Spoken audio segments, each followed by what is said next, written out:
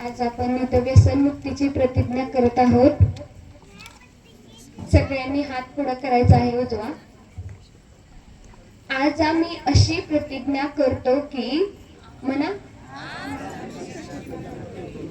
आम्हाला माहित आहे की आपल्या देशात विशेषतः तरुणांमध्ये दारू, तंबाखू, गुटखा, बीडी, सिगारेट